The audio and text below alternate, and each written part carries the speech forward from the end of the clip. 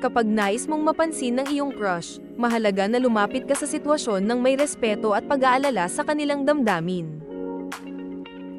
Narito ang ilang pangkalahatang hakbang at tips na maaaring makatulong.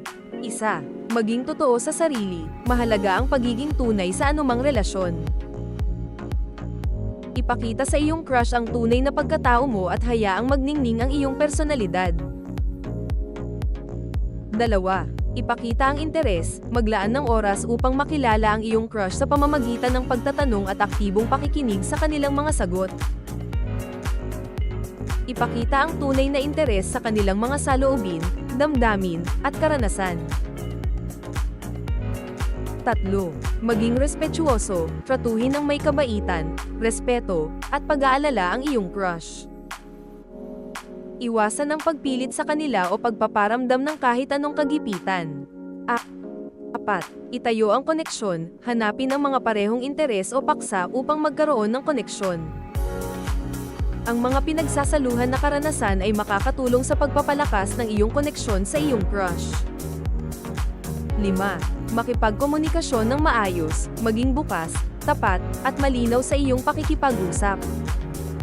Ipahayag ang iyong mga damdamin at intensyon sa isang respetadong paraan. 6. Magpasensya, ang pagbuo ng isang relasyon ay nangangailangan ng panahon.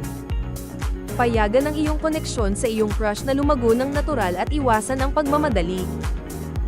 Tandaan, bawat individual ay may kanya-kanyang katangian, at walang tiyak na formula para mapasa kanya ang atensyon ng isang tao. Mahalaga na maging totoo sa sarili, magpakatotoo sa komunikasyon, at igalang ang mga hangganan ng iyong crush. Good luck! Sa pagkakaroon ng crush, mahalaga na maging totoo at maging maingat sa iyong mga kilos at salita. Pakitaan mo ng respeto at pagpapahalaga ang iyong crush. Mahalaga rin na maging handa sa mga posibleng resulta at tanggapin ang kanilang desisyon. Mangyaring tandaan na ang pagkakaroon ng crush ay normal at hindi dapat maging sanhi ng stress o pressure. Mahalaga rin na alagaan mo ang iyong sarili at huwag kalimutang mag-focus sa iyong sariling kaligayahan at pag-unlad. Sana ay maging positibo ang iyong karanasan sa pagkakaroon ng crush.